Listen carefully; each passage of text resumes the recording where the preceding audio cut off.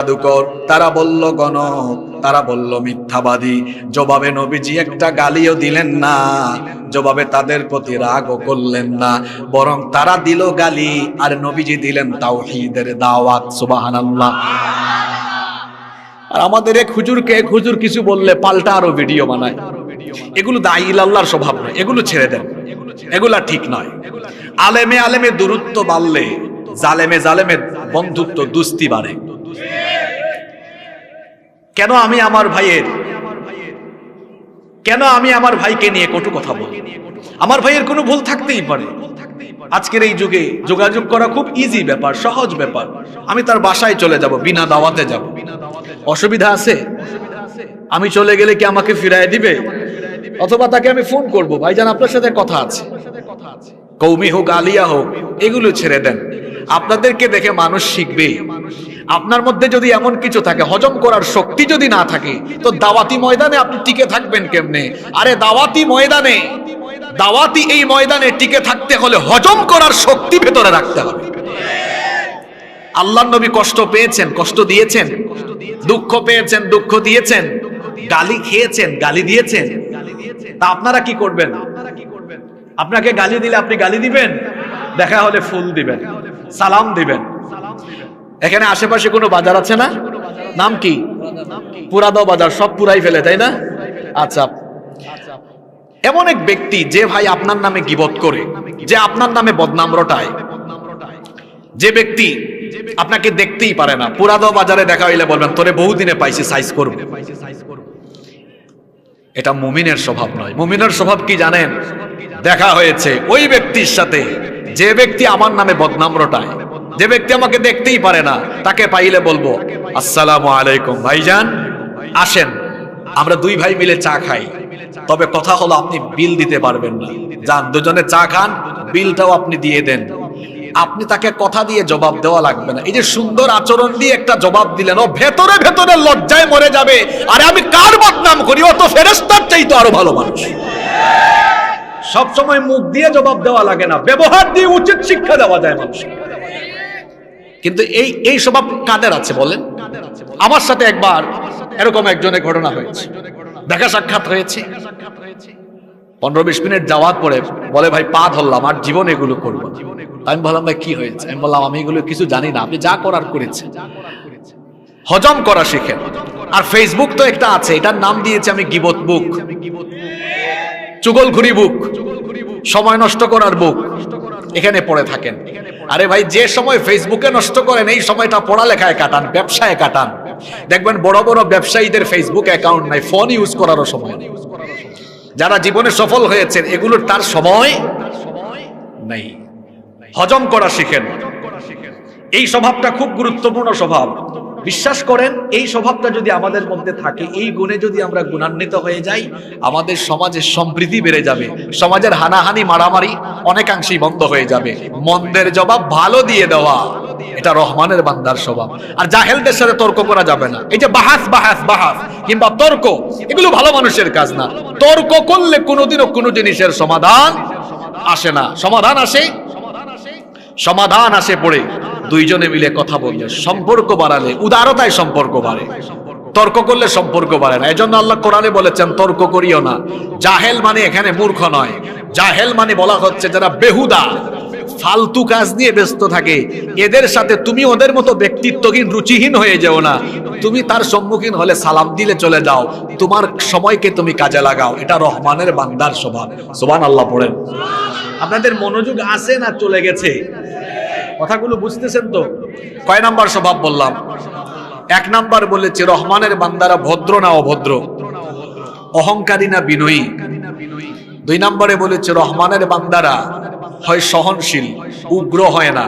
3 number, সন্ধ্যা হয়ে গেল, রাত হয়ে গেল, তারা কি করে রাতের বেলা? রহমানের বান্দারা রাতের বেলা আর্জেন্টিনা ব্রাজিলের খেলা দেখে সময় নষ্ট করে না। রহমানের বান্দারা রাত জেগে রিয়াল মাদ্রিদ, বার্সেলোনা, চেলসার খেলা দেখে সময় নষ্ট করে না, আইপিএল, বিপিএল দেখে সময় নষ্ট করে না, thriller, web series, movie, pornography দেখে রহমানের বান্দারা সময় নষ্ট করে না। তাহলে রহমানের বান্দারা রাত কিভাবে কাটায়? আল্লাহ তাআলা পরের আয়াতে বলছেন, ওয়াল্লাযীনা ইয়াবিতুনা লিরাব্বিহিম সুজদাও ওয়া কিয়ামা। রহমানের বান্দা হলো তারা রাতের বেলা তামাশা না করে রাতের বেলা রহমানকে রুকু দিয়ে সাজদা দিয়ে রাত কাটায় যারা, আল্লাহর প্রিয় বান্দা হলো তারা। ঠিক তো কইলেন। আর আমাদের দেশে মাহফিলে ঠিক কিনা, ঠিক কিনা, এটা ফ্যাশন হয়ে গেছে।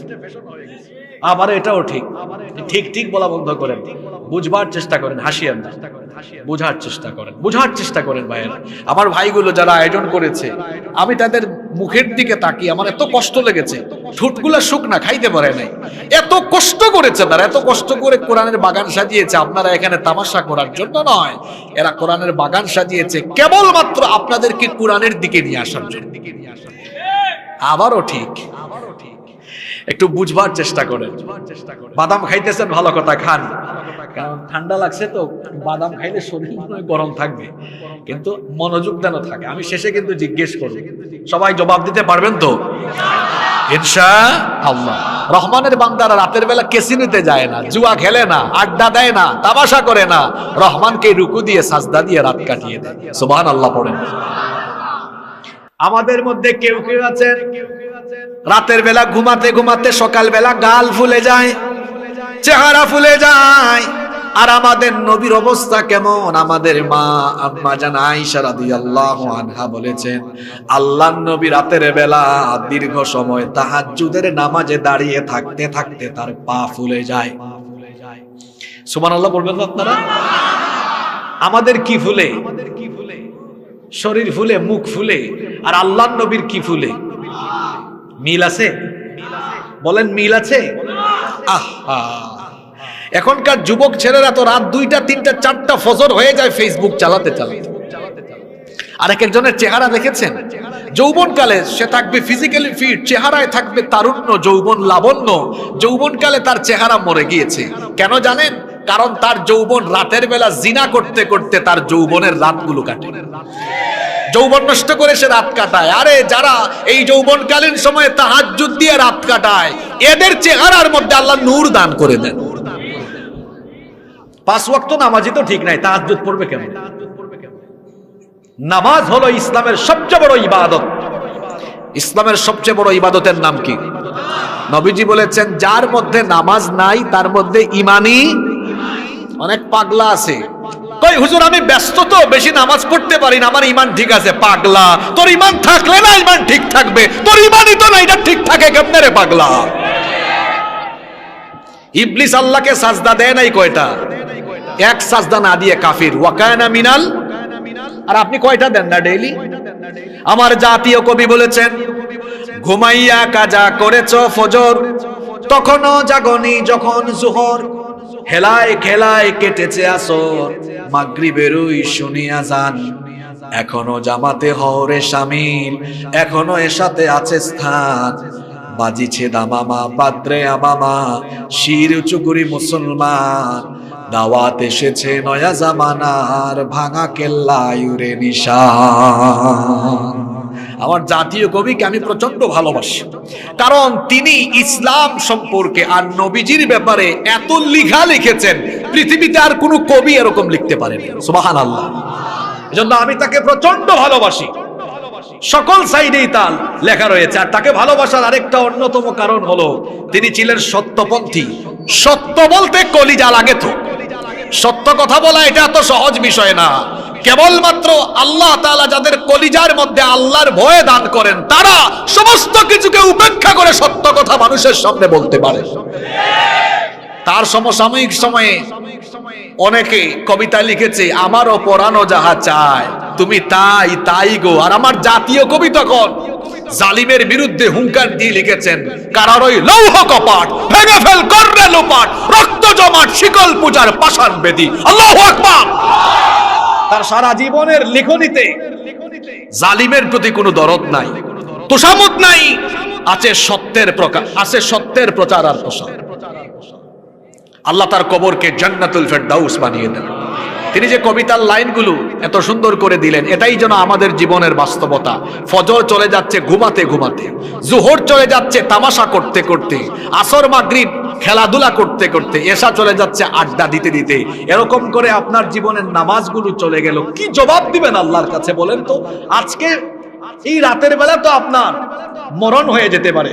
এটা 24তম মাহফিল, 23তম মাহফিলে যারা শ্রোতা ছিল সবাই আছে এখানে। 25তম মাহফিলের আগে এখানে অনেকেই কবরের বাসিন্দা হয়ে যাবে। হ্যাঁ, মৃত্যুর কোনো সিরিয়াল নাই তো। ফজরের নামাজ আদায় না করে আপনি যে ঘুমায় থাকলেন, জোহরের আগে জানাজা হওয়ার সম্ভাবনা আছে না নাই? কেমন করে ঘুমাও তুমি, কেমন করে ঘুমাও তুমি, ফজর করে কাজা, এমন তো হতে পারে জোহরে জানাজা। হতে পারে কি পারে না?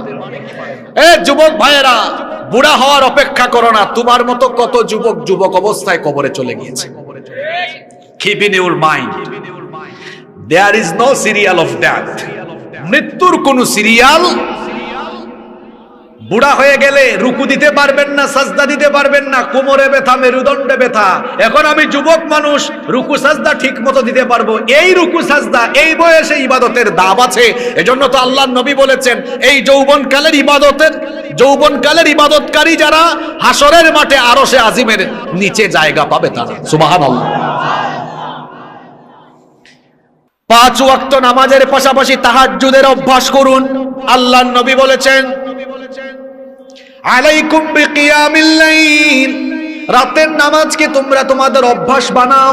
ফাইন্নাহু দাবুস সালিহিন ক্বাবলাকুম, এটা তোমাদের পূর্ববর্তী সকল নেককার ব্যক্তিদের আমল। ওয়া হুয়া কুরবাতুন ইলা রাব্বিকুম, এই নামাজকে যদি তোমাদের আমল তোমরা বানাতে পারো, এই নামাজ তোমাকে তোমার রবের একেবারে নিকটবর্তী করে দিবে। আল্লাহর প্রিয় বান্দাদের বৈশিষ্ট্য হলো, জান্নাতি ব্যক্তিদের বৈশিষ্ট্য হলো, পুরা রাত তারা বিছানার সাথে পিঠ লাগিয়ে রাখে না। আল্লাহ তাআলা এদের ব্যাপারে কোরআনে কারীমের অন্য জায়গায় বলছেন, তাতাজাফা জুনুবুহুম আনিল মাদাজি ইয়াদউনা রাব্বাহুম খাউফান ওয়া তামাআ। রাতের বেলা বিছানা থেকে তাদের পিঠ আলাদা থাকে, জাহান্নামের আযাবের ভয়ে এবং জান্নাতের আশায় তাদের রবকে তারা ডাকতে থাকে। আল্লাহ তাআলা অন্য জায়গায় বলেছেন, কানু কলিলাম মিনাল লাইলি মা ইয়াহজাউন ওয়া বিল আসহারি হুম ইস্তাগফিরুন। রাতের বেলা এরা খুব কম ঘুমায়, ইস্তেগফার করে করে রাত কাটায়। আমাদের পূর্ববর্তী সকল বুজুর্গ ব্যক্তিরা রাতের বেলা 1-2 ঘন্টা ঘুমিয়েছেন, বাকি অংশটুকু তারা তাহাজ্জুদ আদায় করে কাটিয়েছেন। চেহারা নষ্ট হয় নাই, বরং তাহাজ্জুদ গুজারি মানুষদের চেহারার মধ্যে নূর যিনি দান করে দেন, জুড়ে বলেন তিনি কে? এজন্য আল্লাহ বলছেন, আমার প্রিয় বান্দা যদি হতে চাও, রাতের বেলা না ঘুমায়া তামাশা না করে রাতের একটা অংশ তাহাজ্জুদের নামাজে দাঁড়িয়ে রাত কাটায়া দাও, তাহলে প্রিয় বান্দা যার হয়ে যাবেন তিনি কে?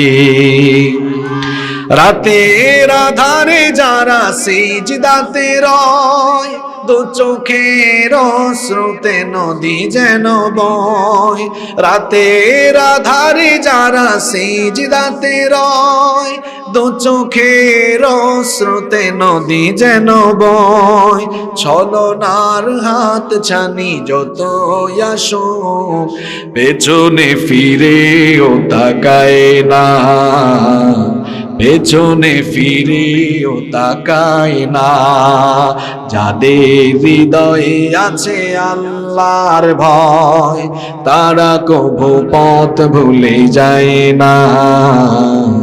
আল্লাহর প্রেম ছাড়াই দুনিয়ায় কারো কাছে কোনো কিছু চায় না, কারো কাছে কোনো কিছু চায় না। সুবহানাল্লাহ। রাত কাটবে কিভাবে? রুকু আর সাজদা দিয়ে। এটা রহমানের বান্দাদের বৈশিষ্ট্য। নাম্বার 4, 4 নাম্বার, এখানে একটি ব্যাপার লক্ষ্য করেন, আল্লাহ কি ধারাবাহিকভাবে পয়েন্টগুলো তুলে দিয়েছেন। ইবাদত গুজারি হয়ে গেলেও কিছু মানুষের মধ্যে অহংকার চলে আসে। আরে আমি 5 ওয়াক্তের নামাজি, তাহাজ্জুদও পড়ি, বছরে বছরে রমাদানে গিয়ে ইতিকাফ করি, হজ করেছি, হিসাব নাই, আমার জান্নাত কে ঠেকায়? মানুষ অনেক সময় ইবাদত গুজারি হয়েও আত্ম অহংকারী হয়ে যায়। এজন্য আল্লাহ পরের অংশে বললেন, রহমানের বান্দা ইবাদত গুজারি হয়ে ইবাদতের অহংকার করে না, বরং আল্লাহর জাহান্নামের ভয়ে, জাহান্নাম থেকে বাঁচার জন্য ইবাদত করার পরেও আল্লাহর কাছে জাহান্নাম থেকে বাঁচার জন্য দোয়া করে।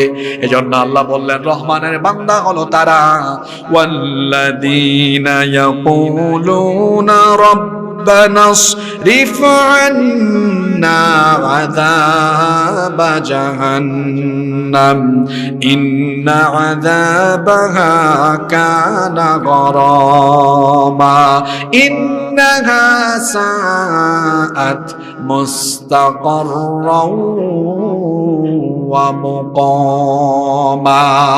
রহমানের বান্দা হলো তারা জাহান্নামের আযাব থেকে বাঁচার জন্য আল্লাহর কাছে দোয়া করে যারা, যারা বলে হে আমাদের রব, জাহান্নামের সর্বনাশা আযাব থেকে আমাদেরকে বাঁচাও।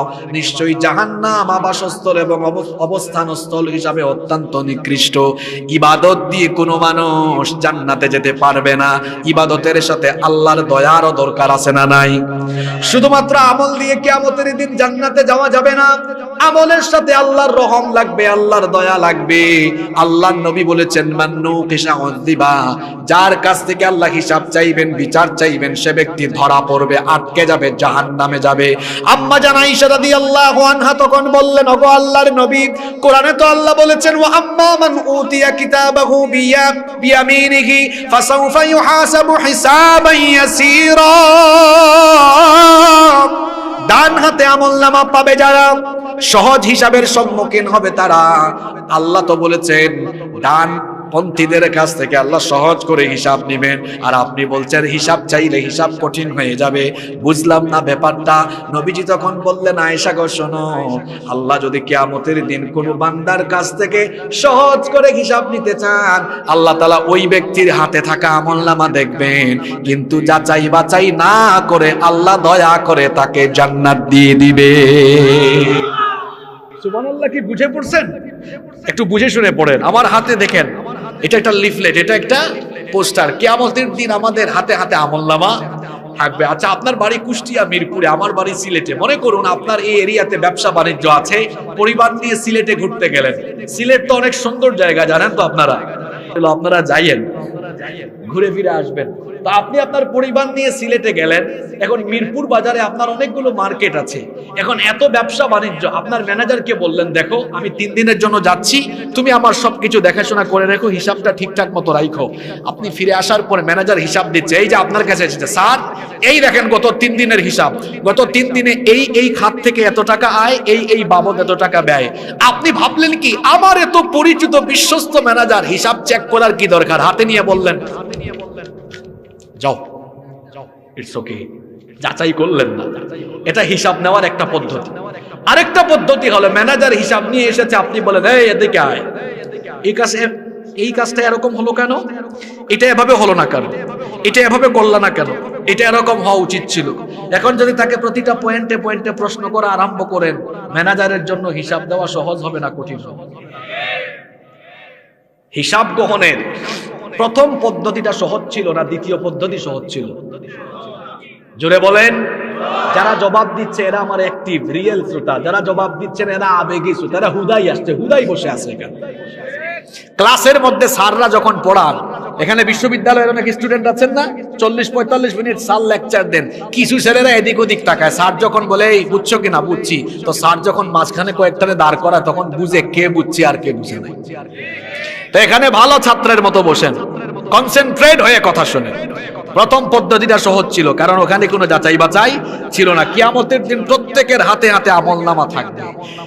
সারা জীবন যারা নামাজ আদায় করেছে, আল্লাহ যদি বলেন, এই তুই সাজদাটা এরকম দিলি না কেন, তুই এই কাজটা এমনি করলি না কেন, তুই হজ করার সময় এটা এভাবে করলি না কেন, যাকাতের সময় এটা এভাবে করলি না কেন, জায়গায় জায়গায় যদি আল্লাহ প্রশ্ন করা আরম্ভ করেন তো বুজুর্গ ব্যক্তি আটকে যাবে, জান্নাতে যাওয়ার কোনো সুযোগ আর নাই।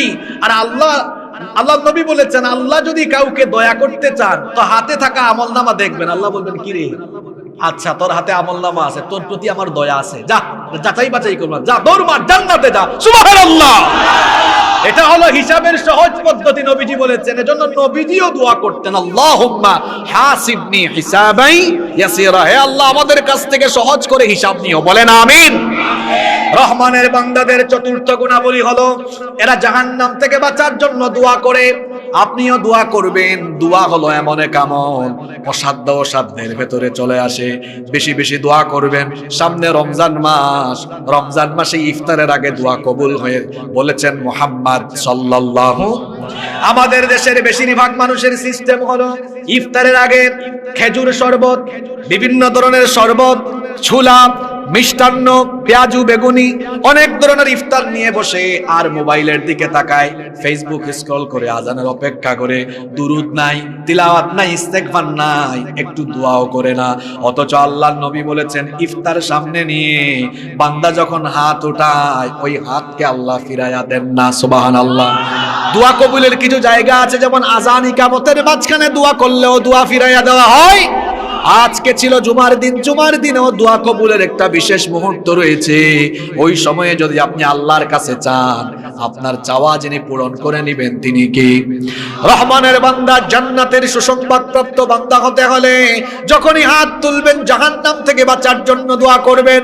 আল্লাহর নবী ফজরের ফরজ এবং মাগরিবের ফরজ নামাজের পরে 7 বার দোয়া করতেন, আল্লাহুম্মা আজরিনি মিনান নার, আল্লাহুম্মা আজরিনি মিনান নার। একজনও চুপ থাকবেন না, বলেন আল্লাহুম্মা। আরো আস্তে বলেন আল্লাহুম্মা। আপনারা শরীফা না শরীফ? আওয়াজ তো শরীফার মতো দেন। আল্লাহুম্মা আজরিনি মিনান নার। কোন নামাজের পরে? ফজর এবং কয়বার? এই আমলটা করবেন তো?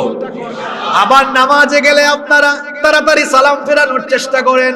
নবীজি বলেছেন সালাম ফিরানোর আগে 4টা জিনিস থেকে আল্লাহর কাছে পানা চাও। আল্লাহুম্মা ইন্নী আউযু বিকা মিন আযাবি জাহান্নাম ওয়া মিন আযাবিল কবর ওয়া মিন ফিতনাতিল মাহইয়া ওয়াল মামাত ওয়া মিন ফিতনাতিল মাসিহিদ দাজ্জাল। হে আল্লাহ আমাকে জাহান্নামের আযাব থেকে বাঁচাও, কবরের আযাব থেকে বাঁচাও, জীবন মরণের ফিতনা থেকে বাঁচাও, আর দাজ্জালের ফিতনা থেকে আমাদেরকে বাঁচাও। বলেন আমিন।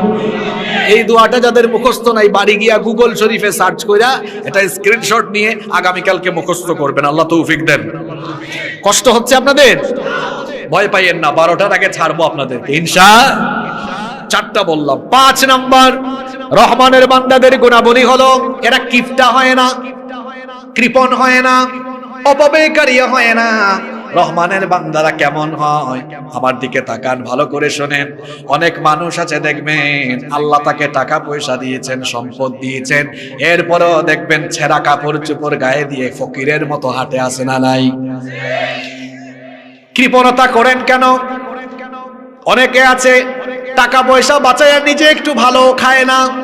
এই যে টাকা পয়সা জমালেন, পুষ্টিকর খাবারও খেলেন না, শরীরকে খাবার, শরীরের হক আদায় করলেন না, কিপটামি করে যে পয়সা জমালেন, শেষ বয়সে এই সম্পদগুলো আবার স্বাস্থ্য রক্ষায় নষ্ট করা লাগবে। কথা বুঝেন নাই? এই জন্য কৃপণতা করা যাবে না।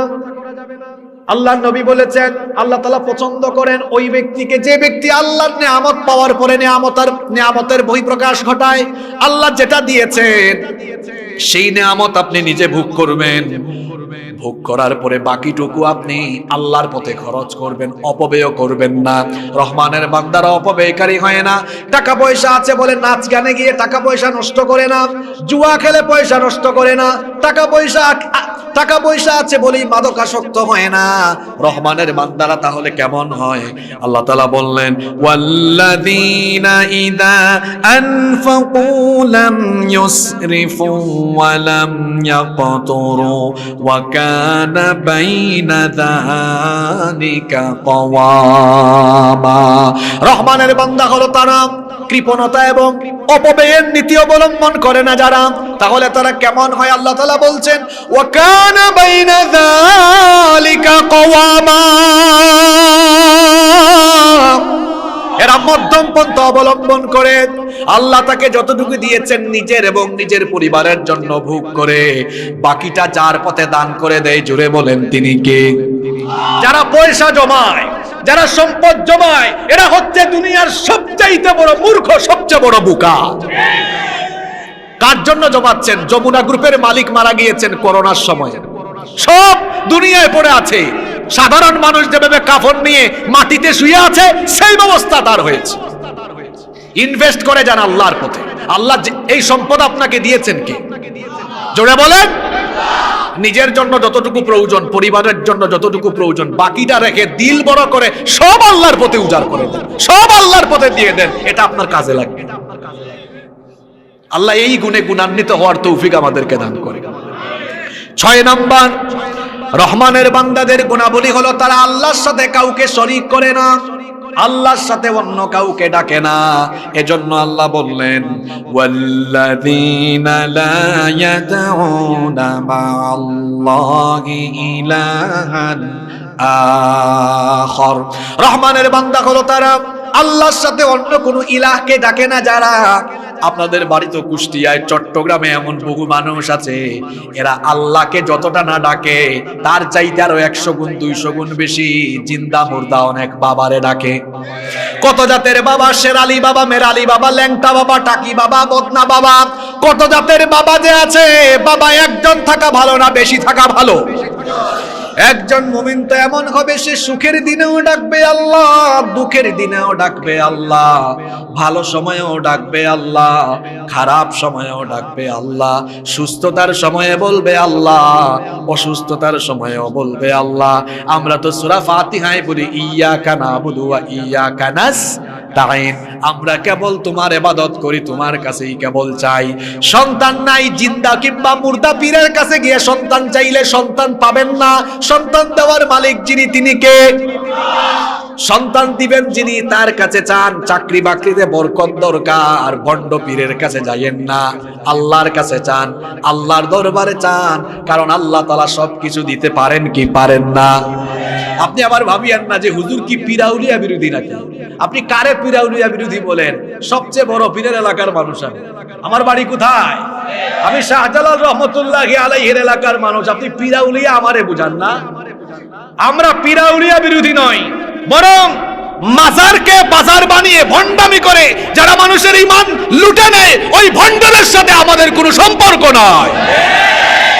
বাংলাদেশে ইসলামের নিয়ামত পেয়েছি আমরা আল্লাহর ওলিদের মাধ্যমে। আল্লাহর ওলিদের সাথে আমাদের কোনো দুশমনী নাই।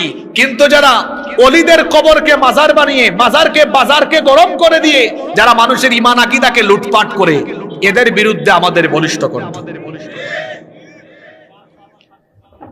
অসম্ভবর কথাই তো বললাম। শেরালি মেরালি, ডাল চাল, চিটাগংয়ে যাবেন দেখবেন ডাল চাল মিয়াও আছে। আমি স্থানও বলে দিই, চট্টগ্রামের সীতাকুণ্ড কুমিরা অঞ্চলে যাবেন, গুগলে সার্চ করেন, পাইয়া যাবেন ডাল চাল মিয়া রহমতুল্লাহ আলাইহির মাজার। মানে বদনা সার মাজারও আছে। কোন পীরের নাম বদনা হইতে পারে? কোন পীরের নাম ডাল চাল হইতে পারে? শেরালি মেরালি হতে পারে? কিরকম নাম রেখেছে দেখেছেন? দেখেন হক্কানি ওলিদের নাম দেখেন। শাহজালাল রহমতুল্লাহি আলাইহি, শাহপুরান রহমতুল্লাহ আলাইহি, এই বাগেরহাটে এসেছেন খানজাহান আলী রহমতুল্লাহি আলাইহি, চট্টগ্রামের জমিনে গিয়েছেন শাহ আমানত রহমতুল্লাহি আলাইহি। আল্লাহ তাআলা সকলের কবরগুলোকে জান্নাতুল ফেরদাউস বানিয়ে দেন, বলেন আমিন। আরে নামেই বোঝা যায় মানুষ কেমন। নাম রাখছে কেমন দেখেন, ডাল আর চাল, ল্যাংটা বাবা, টাকি বাবা, বদনা বাবা, এগুলা কোনো নাম হইল? রহমানের বান্দারা আল্লাহর সাথে শিরক করে না। শিরক হচ্ছে আকবারুল কাবাইর, সবচেয়ে বড় কবিরা গুনাহ। এটা ক্ষমার অযোগ্য। মুশরিকের জন্য আল্লাহ জাহান্নাম অনিবার্য করে দিয়েছে। এজন্য রহমানের বান্দারা ঈমানের সাথে শিরকের মিশ্রণ ঘটায়। নাম্বার 7, আপনাদের মনোযোগ আছে নাকি? বাদবাকি 4-5টা পয়েন্ট কিন্তু বড় সেনসিটিভ। বলবো না মোনাজাত দিয়ে দিব? বলবো? মনোযোগ আছে তো? রহমানের বান্দাদের 7 নম্বর গুণাবলী হলো রহমানের বান্দারা অন্যায় ভাবে কারো শরীর থেকে রক্ত ঝরায় না, অন্যায় ভাবে কোনো মানুষকে হত্যা করে না। আল্লাহ তাআলা বলছেন ওয়ালা ইয়াকতুলুনান নাফসাল্লাতী হারামাল্লাহু ইল্লা বিল হক। রহমানের বান্দা তারা অন্যায় ভাবে মানুষকে হত্যা করে না, যারা অন্যায় ভাবে নিরপরাধ মানুষকে অপরাধী বানিয়ে মেরে ফেলা, এটা ইসলামের দৃষ্টিতে জঘন্যতম গুনাহ। ইসলামে একজন মানুষের জীবনের মর্যাদা কত বেশি শুনেন। আল্লাহ তাআলা কোরআনে কারীমে বলেছেন, মান কাতালা নাফসান বিগাইরি নাফসিন আও ফাসাদিন ফিল আরদি ফাকান্নামা কাতালান নাস জামিআ। যে ব্যক্তি অন্যায়ভাবে একজন মানুষ হত্যা করলো, সে যেন সারা দুনিয়ার সকল মানুষকে হত্যা করার সমান গুনাহ করলো। ওয়ামান আহইয়াহা ফাকান্নামা আহইয়ান নাস জামিআ। যে একজন মানুষের জীবন বাঁচালো, সে যেন সারা দুনিয়ার মানুষের জীবন বাঁচিয়ে দিল। সুবহানাল্লাহ। অন্যায় ভাবে নিরপরাধ মানুষকে অপরাধী বানিয়ে হত্যা করে ফেলা একটা খুনের সমান নয়। এটা হলো দুনিয়ার সারা মানুষকে খুন করার, গোটা দুনিয়ার মানুষকে খুন করার সমতুল্য গুনাহ। অন্যায় ভাবে নিরপরাধীকে অপরাধী বানিয়ে মানুষ অন্যায় ভাবে নিরপরাধীকে অপরাধী বানিয়ে মেরে ফেলার নজির এখন পৃথিবীতে নাই। ঘুমায় গেছেন নাকি আপনি? কথা কি মাথার ভিতরে যায় না উপর দিয়ে চলে যায়? অন্যায় ভাবে নিরপরাধী মানুষকে অপরাধী লকব লাগিয়ে নিরপরাধ মানুষকে হত্যা করার নজির এখনো দুনিয়ার বহু জায়গায় আছে। আপনি কি ভাবছেন আপনার বিচার শেষ বিচার? আরে চূড়ান্ত একটা বিচার তো আছে। সেই বিচার দিনের বিচারের মালিক যিনি, তিনি কে? সেই দিন বিচার হবে দুই পদ্ধতিতে। জুড়ে বলেন কয় পদ্ধতিতে? আল্লাহর নবী বলেছেন, আউয়ালু মা ইউহাসাবু আলাইহিল আবদু ওয়াস-সালাহ। প্রথমে আল্লাহ তার নিজের হকের বিচার করবেন, হাক্কুল্লাহ, আল্লাহর হকের বিচার করবেন। আল্লাহ তার হকের বিচার আরম্ভ করবেন নামাজ দিয়ে। কিয়ামতের দিন সর্বপ্রথম বিচার হবে কিসের ব্যাপারে? আরো জোরে বলেন। আল্লাহর হকের বিচারের আরম্ভ হবে নামাজ দিয়ে। আল্লাহর হকের বিচারের প্রক্রিয়াগুলো যখন শেষ হবে, দুই নাম্বার পর্যায়ে শুরু হবে হাক্কুল ইবাদ। বান্দার হকের ব্যাপারে যখন বিচার আরম্ভ হবে, আল্লাহর নবী বলেছেন, ইন্না আউওয়ালা মা ইউকদা বাইনান নাসি ফিদ দিমা। যখন বান্দার হক, মানুষের হকের বিচার আরম্ভ হবে, অন্যায়ভাবে যারা রক্তপাত ঘটিয়েছে, অন্যায়ভাবে যারা মানুষ খুন করেছে, সবার আগে তার বিচার হবে। বীর বাহাদুর সাহেব কত মানুষের রক্ত ঝরিয়েছেন হিসাব আছে। কত মানুষকে আপনি কষ্ট দিয়েছেন, এলাকায় থাকতে দেন নাই, বাড়ি ঘরে থাকতে দেন নাই। চূড়ান্ত হিসাব নিকাশ কিয়ামতের মাঠে হবে। কত নিরপরাধীকে অপরাধী বানিয়ে তার পরিবার থেকে বছরের পর বছর তাকে দূরে রেখেছেন, কড়াই গন্ডায় কিয়ামতে হিসাব হবে। কত ভালো মানুষকে অপরাধী বানিয়ে দুনিয়া থেকে নির্মম ভাবে মেরে ফেলেছেন, সেগুলোর বিচারও সেদিন হবে। বাকি থাকবে না কোনো কিছু, সব বিচার হবে। দুই কায়দায় বিচার হবে, হাক্কুল্লাহ, হাক্কুল ইবাদ। আল্লাহর হক, বান্দার হক। আল্লাহর হকের বিচার আরম্ভ হবে কি দিয়ে? জোরে বলেন। বান্দার হকের বিচার আরম্ভ হবে কি দিয়ে? নামাজ না? নামাজ কি আল্লাহর হক না বান্দার হক? বান্দার হকের বিচার আরম্ভ হবে। অন্যায় ভাবে কত মানুষের রক্ত ঝরিয়েছেন। রক্ত ঝরাইয়েন না, মানুষকে কষ্ট দিয়েন না, মানুষকে কষ্ট দিয়েন না। যে যে জায়গায় আছেন সব মানুষের সাথে মিলেমিশে চলেন। এমন জীবন তুমি করিও গঠন, মরিলে হাসিবে তুমি, কাঁদিবে ভুবন। এমন জীবন বানায়েন না আপনি মারা যাওয়ার পরে মানুষ কিয়ের ইন্না লিল্লাহ, উল্টা আলহামদুলিল্লাহ পড়বে। এমন মানুষ মাঝে মাঝে মারা যায় কি যায় না? আর নিজের এলাকার মানুষকে কষ্ট দিয়েন না, নিজের এলাকার মানুষকে কষ্ট দিয়েন না। নিজের এলাকার মানুষকে কেন কষ্ট দেন? আপনি মারা যাওয়ার পরে এরাই এগিয়ে আসবে, এদেরকে কষ্ট দিয়েন না। নিজের এলাকার মানুষের সাথে সৌহার্দ্য আর সম্প্রীতির বন্ধন স্থাপন করেন। আপনি মারা যাওয়ার পরে সবার আগে এরাই ছুটে আসবে। বুঝলে বুঝভাতা, না বুঝলে তেজভাতা। আর কি করে বুঝাইলে আপনি বুঝবেন? নিজেকে ব্যক্তিত্ববান হিসাবে গড়ে তুলুন, মানুষের সাথে মিলেমিশে বসবাস করুন। মানুষকে কষ্ট দিবেন না, কারো দুঃখের কারণ হয়ে দাঁড়াবেন না, কাউকে এমন ভাবে কষ্টে ফেলবেন না তাকে তার পরিবার থেকে দূরে রাখবেন না, কাউকে এলাকা থেকে বাহির করে দেওয়ার ষড়যন্ত্রে নিজেকে সামিল করবেন না, নইলে মরার সময় কুত্তার মতো আপনি মরবেন। আল্লাহ বুঝার তৌফিক দান করেন। কষ্ট হচ্ছে আপনাদের? রহমানের বান্দাদের 8 নাম্বার গুণাবলী হলো রহমানের বান্দারা জিনা করে না, বিবাহ বহির্ভূত হারাম রিলেশন করে না। আল্লাহ তাআলা তাদের ব্যাপারে বলছেন ওয়ালা ইয়াজনুনা ওয়া মান ইয়াফআল যালিকা ইয়ালকা আসামা। রহমানের বান্দা হলো তারা জিনার ধারে কাছে যায় না, যারা জিনা করে না। তারা জিনার বদলে, জিনার পরিবর্তে পবিত্র সম্পর্ক, বিয়ে শাদীর সম্পর্ককে প্রাধান্য দেয়। জিনা এখন আমাদের সমাজে রন্ধ্রে রন্ধ্রে ছড়িয়ে যাচ্ছে। এই জিনা বেড়ে যাওয়ার একটা অন্যতম কারণ হলো নারী পুরুষের অবাধ মেলামেশা বেড়ে যাওয়া, তথ্য প্রযুক্তির অপব্যবহার, বেপরদা এবং সর্বশেষ অপশিক্ষা যুক্ত হয়ে যাওয়া। আমাদের বাচ্চাগুলো এখন নষ্ট হচ্ছে প্রধানত 2 কারণে। একটা হলো অপশিক্ষা, আর একটা হলো অপসংস্কৃতি। কথাকে খেয়াল করছেন? এখানে যাদের বয়স 30 অ্যাবাভ, 30-এর বেশি, আপনারা একটু জবাব দেন তো।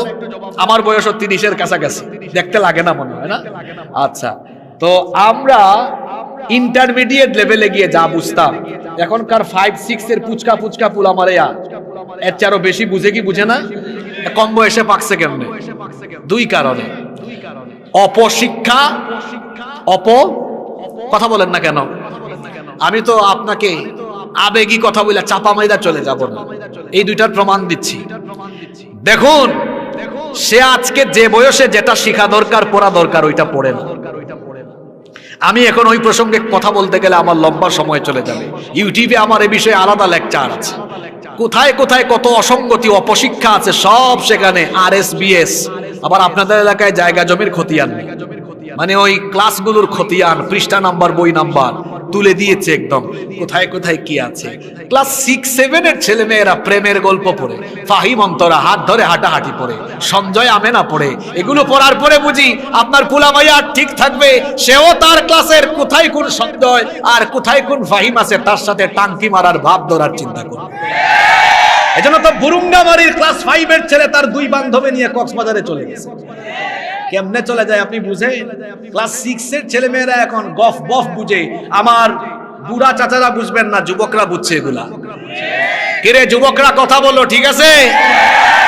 কেমনে বুঝে এত কিছু এই পুচকা পুলারা? তার বইয়ের মধ্যেই সব আছে, এমন এমন বিষয় আছে এটা বলার মতো। আমরা আমাদের ছেলে মেয়েদেরকে স্কুল কলেজে মাদ্রাসায় পাঠাই না চরিত্রহীন বানানোর জন্য, আমরা আমাদের ছেলে মেয়েদেরকে শিক্ষা প্রতিষ্ঠানে পাঠাই আদর্শ দেশপ্রেমিক চরিত্রবান মানুষ হওয়ার জন্য। তাহলে শিক্ষার নামে অশিক্ষা, কুশিক্ষা এখানে ঢুকিয়ে দেওয়া হবে। আর অপসংস্কৃতি, এটা তো আপনি আপনার বাচ্চাকে নষ্ট করেছেন। আমরা যখন ছোটবেলা কান্নাকাটি করতাম, আমাদের বাবা মায়েরা দৌড়ায় আসতো, এসে, আমি জানি না কুষ্টিয়ায় কি বলেন, ওই যে আপনার হাত দিয়ে এরকম, সিলেটে এটাকে বলে জুনজুনি, আপনারাও জুনজুনি বলেন। এই জুনজুনি দিয়েছে, গাড়ি দিয়েছে, খেলনা দিয়েছে, বাবা কেঁদো না। আর এখন মা বাবা এত ব্যস্ত, তারা 2টা-3টা ফোন ইউজ করে, বাচ্চা একটু কান্না করলে এসে এই নাও মোবাইল। আর মোবাইলে কি দিচ্ছে? হাবি জাবি কত কিছু আছে। বাচ্চারা তো এখনকার কিশোর ছেলেরা পাবজি খেলায়। এগুলো, এই বাচ্চাগুলো নষ্ট হয়েছে, হুজুরের কাছে নিয়ে আসে, হুজুর একটু ফু দেন তো। মোবাইল ছাড়া আর কিচ্ছু দেখে না, হুজুরের ফুতে কাম হবে না। আপনার বাচ্চাকে আপনি নিজেই নষ্ট করেছেন। বাচ্চাকে সময় দেন। বেশিরভাগ মা বাবা নিজেরাই মোবাইল নিয়ে ব্যস্ত। আর কাপল ব্লগের ফিতনা এসেছে। কিরে যুবক ভাইয়েরা, ঠিক আছে না? আগে ছিল ফুড ব্লগ, ট্রাভেল ব্লগ, এখন নতুন ফিতনা, নাম কি? যে সকল ছেলেরা ডলার ইনকামের জন্য নিজের বউয়ের চেহারা পৃথিবীর মানুষ দেখার জন্য ওপেন করে ছেড়ে দিয়েছে, এরা ব্যক্তিত্বহীন, রুচিহীন। এই সকল পুরুষগুলো হলো হায়া শরমহীন, বেহায়া, ব্যক্তিত্বহীন পুরুষ। এর কোনো রুচি নাই। যে তার বউকে বেপরদা বানিয়ে মানুষ দেখায়, এত রুচিহীন পুরুষ, এর কোনো রুচি নাই, ওর রুচিতে সমস্যা আছে। আপনার বউ বিয়ে করছেন আপনি, মিয়া এত টাকা মোহরানা দিয়া আপনার জিনিস আপনি দেখেন, মানুষরা দেখান কেন? আপনার তো রুচিতে দুর্ভিক্ষ নেমেছে, আপনার রুচি খারাপ। আপনার রুচি ঠিক করেন, পর্দা বেপর্দার ওয়াজ হবে পড়ে। আপনার কমন সেন্স দিয়ে ভাবেন তো, আপনার বউয়ের পেট আর পিঠ স্টেডিয়াম বানিয়েছেন কেন? আপনার বউয়ের ফিগার মানুষ জানে কেন?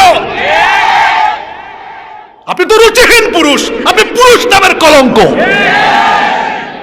পুরুষ নামের কলঙ্ক আপনি। আপনার বউয়ের ফিগার মানুষ জানে, আপনার বউয়ের পেট কেমন পিঠ কেমন মানুষ জানে, আপনার বউয়ের ঠোঁট কেমন চোখ কেমন নাক কেমন অন্য আরেকজন জানে। আপনি পুরুষ নামের কলঙ্ক। নিজেকে পুরুষ বানান আগে মিয়া, লজ্জা লাগে না? আরেকজন বলে অমুকের বউয়ের ঠোঁট খুব সুন্দর, অমুকের বউয়ের চোখ হরিণের মতো টানা টানা। বেহায়া, তার নিজের বউয়ের সবকিছু মানুষ জানে। আমার কথায় কি কষ্ট পেয়েছেন? সত্য কথা একটু তিতা হয়। আর আমি এরকম স্বভাবেরই মানুষ, যেটা বলি সোজা সাপটা ওপেনলি বলে ফেলি। আমাদের পূর্ববর্তী বুজুর্গরা কান্না করে করে কোরআনের আয়াত দিয়ে পর্দার ওয়াজ শুনিয়েছেন। বেহায়ার দলটাও নিজেরা ঠিক হয় না, এজন্য এই কঠিন কথা বলতে বাধ্য হয়। ওর রুচিতে সমস্যা আছে, ওর রুচি ঠিক নাই। আল্লাহ যেন এদেরকে হেদায়াত দান করেন। রহমানের বান্দারা জিনা করে না।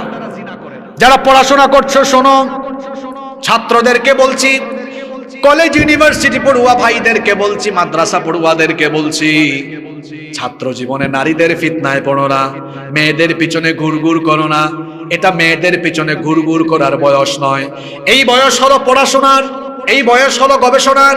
পড়াশোনা গবেষণায় মনোযোগী হও, ক্যারিয়ার সুন্দর হবে। আজান দিলে নামাজি গাও, তাহলে চরিত্র ভালো হবে। ক্যারিয়ার যদি সুন্দর হয়, চরিত্র যদি ভালো হয়, কোনো মেয়ের পিছে ঘোরা লাগবে না।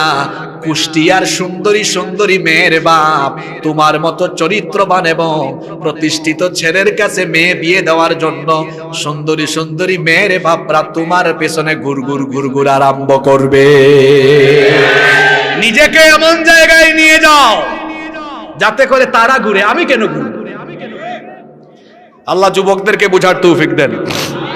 9 নম্বর, রহমানের বান্দারা মিথ্যা সাক্ষ্য দেয় না। মিথ্যা সাক্ষ্য আমাদের সমাজে নাই। মিথ্যা সাক্ষ্য দিলে বাতিল প্রতিষ্ঠা হয়, অন্যায় কায়েম হয়, অন্যায় প্রতিষ্ঠা হয়, জালেমের জুলুম আরো পাকাপোক্ত হয়। এজন্য